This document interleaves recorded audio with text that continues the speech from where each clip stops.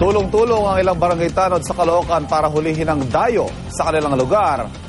Isa pong sawa na 9 na talampakan ng haba, mas malaki pa sa tao. Narito ang unang ronda ni Bam Alegre.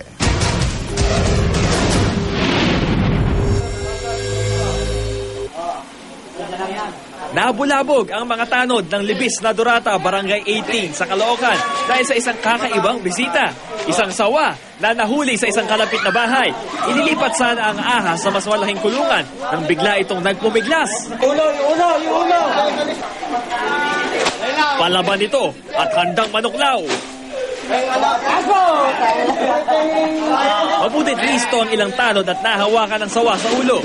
Nilagyan ito kaagad ng tape sa bunganga para hindi na makaperwisyo. Sinukat din ang sawa at umabot ang haba nito sa lampas 9 na talampakan. Natakot din kami dahil sobrang laki. Ang haba, mabigat. Natagpuan daw ang sawa sa isang puno na nasa masukal na bakuran. Nangamba ang mga tanod na magambala ang ahas ng kung sino-sino lang. Balak sana namin, bigyan na turn over lang namin sa DNA kasi hindi naman namin pwede alagaan dito sa barangay namin yan. Baka mamaya, makakawala lang, lalo lang magkaroon ng disgrasya pa. Para sa unang balita, Bam Alegre reporting.